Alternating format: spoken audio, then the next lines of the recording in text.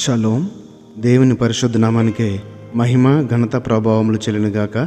మన ప్రభువును రక్షకుడైన యేసుక్రీస్తు యెహోవా మెస్సీ నామములో ఆత్మీయులైన దేవుని బిడ్డలని మీ అందరికీ నా హృదయపూర్వక వందనాలు తెలియజేస్తున్నాను. ప్రభునందు ప్రియులారా, దేవాతి దేవుడు గడిచిన దినమంతా ఆయన సజీవమైన రెక్కల చాటున కాచి కాపాడి సజీవుల సంఖ్యలో ఉంచి మరొక రోజును చూచే ధన్యతనిచ్చినందుకై దేవాతి దేవునికి కృతజ్ఞతాస్తుతులు చెల్లిస్తున్నాను. మీకా గ్రంథము 4:13 ఏ విధంగా వ్రాయబడి ఉంది: సియోను కుమారి, నీ శృంగము ఇనుపదిగాను నీ డెక్కలు ఎత్తడివిగాను నేను చేయుచున్నాను. లేచి కళ్ళము త్రొక్కుము, అనేక జనములను నీవు అనగద్రొక్కము. వారికి దొరికిన లాభమును నేను యెహోవాకు ప్రతిష్ఠించుదును, వారి ఆస్తిని సర్వలోకనాథునికి ప్రతిష్ఠించుదును. ఇక యొక్క మాటలు చూస్తే కనుక, సియోను కుమారి, నీ శృంగము ఇనుపదిగాను నీ డెక్కలు ఎత్తడివిగాను నేను చేయుచున్నాను, అనేక జనములను నీవు అనగద్రొక్కదు. అంటే ఒక మనిషిని మనం ఢీకొనాలంటే మనకు ఒక ఆర్థిక బలం కానీ లేకపోతే కుటుంబంలో బంధుబలం కానీ ఏదో ఒకటి ఉండాలి కదండి. మరి బలహీనుడు ఎవరన్నా బలవంతుని ఎదుర్కొనగలడా? ఇక్కడ తండ్రిని దేవుడు ఎవరిని ఉద్దేశించి మాట చెప్తున్న ఆలోచన చేస్తే గనక, సియోను కుమారి యెరూషలేము, ఆ యొక్క ఇశ్రాయేలు జనాంగాన్ని ఉద్దేశించి ఈ మాట చెబుతున్నట్లుగా మనం చూడగలుగుతున్నాము. అనగద్రొక్కబడిన స్థితి నుంచి ఆ రోజుల్లో ఈ యొక్క భక్తుడైన మేక ఈ యొక్క వాక్కులు పలికి నాటికి ఈ యొక్క బలమైన రాజ్యం ఏదైనా ఉందంటే అది అషూరు రాజ్యము. ఆ సమయంలో ఈ యొక్క గ్రంథంలో ప్రస్తావించబడిన బబులోను రాజ్యం అనేది చాలా బలహీనమైనది. అయినను తండ్రి దేవుడు చెప్తున్న మాటలేంటో తెలుసా? బలహీనమైన దానికి నేను బలాన్ని ఇస్తాను. నీ డెక్కలు, ఇక్కడ చూడండి, నీ సియోను కుమారి, నీ శృంగము ఇనుపదిగాను నీ డెక్కలు ఎత్తడివిగాను నేను చేయొచ్చు. అనగా బలమును, శక్తిని ఆయన ఇస్తున్నాడు. ఎంత శక్తి, ఎంత బలం అంటే జనములను అనగద్రొక్కేటంత శక్తి. అనగా ఈ వాక్యం అంటున్న మీలో ఎవరైనా ఎటువంటి స్థితిలో ఉంటే కనుక, ఆర్థిక ఇబ్బందుల చేత, కుటుంబంలో కలహాల చేత, లేకపోతే బయట సమాజంలో వ్యక్తుల చేత అవమానాలు, నిందలు పడుతూ అనగదొక్కబడుతుంటే కనుక, నీకు శక్తిని, బలాన్ని ఇచ్చేది ఎవరో తెలుసా?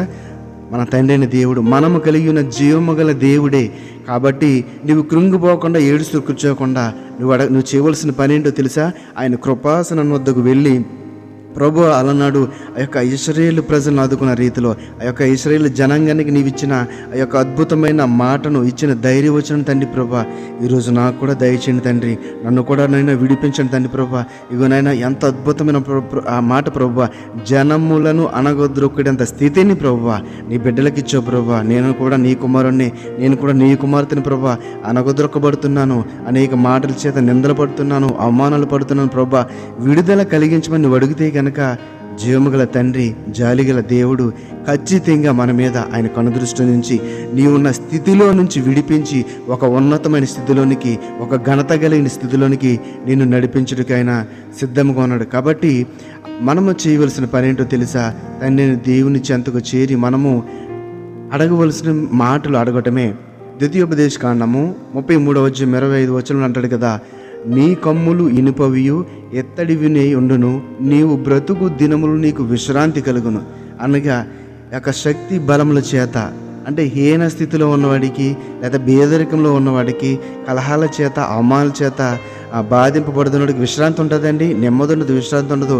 వాటన్నిటి నుండి విడుదల పొందితే కనుక, అనగా వాటి నుండి విడుదల పొందాలంటే దేవుని యొక్క శక్తి, దేవుని యొక్క బలము మనకి కావాలి. ఆ యొక్క శక్తి చేత, బలము చేత మనం ఎప్పుడైతే నడిపించబడుతూ ఉంటామో, ఆత్మ ప్రేరేపణ చేత దేవుని కృపాసనం దగ్గరకు ఎప్పుడు వెళ్తామో, జాలి గల దేవుడు, ప్రేమగల దేవుడు మన యొక్క హీన స్థితిని, దీన స్థితిని చూసి అలనాడు ఈ మాట ద్వారా ఆ యొక్క ఇశ్రాయేలు జనాంగం ఎలాగైతే విడిపించాడో, జనములను త్రొక్కి స్థితిలోనికి, ఆ యొక్క హెచ్చింపులోనికి ఎలా నడిపించాడో, మనకు కూడా ఆ స్థితిని ఇవ్వగల దేవుడు, అటువంటి సమర్థుడు మన దేవుడు. కాబట్టి ఆయన చెంతకు మన యొక్క విషయాలన్నింటినీ కూడా తీసుకెళ్తే కనుక, తండ్రిని దేవుని యొక్క ఆలోచన ఎలా ఉండాలంటే, అయ్యో నా కుమారుడు, నా కుమార్తె, నేనే తనకి ఆధారము.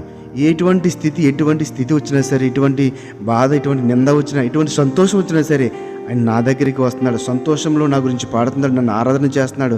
అలాగే ఇప్పుడు హీన స్థితిలో ఉన్నాడు కాబట్టి, బాధింపబడుతున్నాడు కాబట్టి, నేను ఖచ్చితంగా నా కుమారుడు, నా కుమార్తె విడిపించాలని జాలి, ప్రేమ, దయ తండ్రికి కలిగేలాగా నువ్వు ప్రార్థన చేస్తే గనక, కన్నీటితో దుఃఖంతో ఆయన కృపాసనం వద్దకు వెళ్తే గనక, జాలిగల దేవుడు, ప్రేమగల దేవుడు ఆయన తన యొక్క జాలిని, ప్రేమను మన మీద చూపి ఆ బంధకంలో విడిపించి ఒక నెమ్మది కలిగిన స్థితిలోనికి, విశ్రాంతి కలిగిన స్థితిలోనికి, శత్రువులను అణగద్రోకిడంత స్థితిలోనికి నిన్ను తీసుకెళ్ళని చెప్పడం ఎటువంటి సందేహం లేదు. కాబట్టి ఈరోజే నీవు బంధకముల చేత బాధింపడుతూ ఉంటే కనుక, నెమ్మది లేక, శాంతి లేక, సమాధానం లేక, అవమానం నొందుతూ ఉంటే కనుక, తండ్రి అని మాట చెప్పినట్టుగా, తండ్రి అయిన దేవుడు ఈరోజు మనతో చెప్పినట్లుగా జనములను అణగదొక్కేంత స్థితిలోనికి ఆయన తీసుకెళ్ళ సమర్థుడు. కాబట్టి ఆయన సన్నిధికి వెళ్ళి ప్రార్థన చేద్దాం. ఆయన దేవుని పొందుకుందాం. ఈ మాట ద్వారా దేవత దేవుడు మన ఆత్మలను బలపరిచి స్థిరపరచును గాక.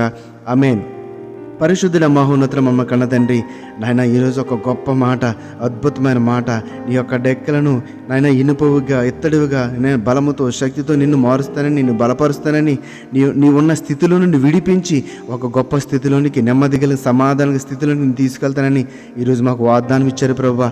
నాయన యొక్క ఇచ్చిన మాటను, వాగ్దానంను మా జీవితంలో నెరవేర్చి, ఎవరైతే ఈ మాటలు వింటున్నప్పుడు ప్రభువా, వారి యొక్క హృదయములు ప్రభువా నన్ను విడిపించి తండ్రి, నన్ను బలపరుస్తానని అనుకుంటున్నారు నాయన, వారిని నిజముగా బలపరిచి, వారికి శాంతిని, సమాధానం, బలమును, శక్తినిచ్చి కాపాడమని నీ సందులో భద్రపరచు నజరేయుడైన యేషువా మెస్సీ నామములో ప్రార్థన అడిగి వేడుకొనుచున్నాము తండ్రి.